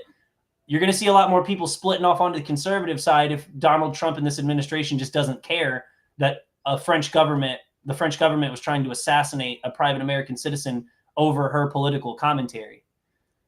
I mean, you'll have I wouldn't, it would be shocking to see the government try to sweep something like this under the rug, but they have been trying to do that with the Epstein files. So it's not the craziest thing you've ever heard, but. Yeah, absolutely. All right, folks, I just want to give you a parting little bit of advice here, words of wisdom before we end the show. Now, this is just a funny little meme that I just saw, right? So don't get all bent out of shape when I say this, right? But I find it quite hilarious. Go to the animal shelter for a dog and you're a hero. Go to the women's shelter for a girlfriend and you're a pervert. Just remember that as we end the show today. Don't forget, folks, next week, Tuesday, is our Marxist edition of the month. So Tom Martz will be back talking all things Missouri Constitution and otherwise. Maybe we'll just sit around and think about what weird and wild legislation will be forthcoming, pre-filed here very soon. And then also don't forget, the following Tuesday, we will be joined by who is a former state rep and is running again for state rep here in the state of Missouri, of course, is Mr. Tony Lavasco. He will join us on the 9th. I'm looking forward to that conversation as well. But with that, again, we'd like to thank all of you who listen via podcast, molibertyradio.us, or on YouTube, Facebook, or Rumble. We appreciate your continued viewership and listenership. Please remember to give it a like, a follow, subscribe, leave a review, a rating, whatever you can do to help more people find this show and the message of liberty. And with that, we'll be back right here next Tuesday at 6:30 p.m. Central for another edition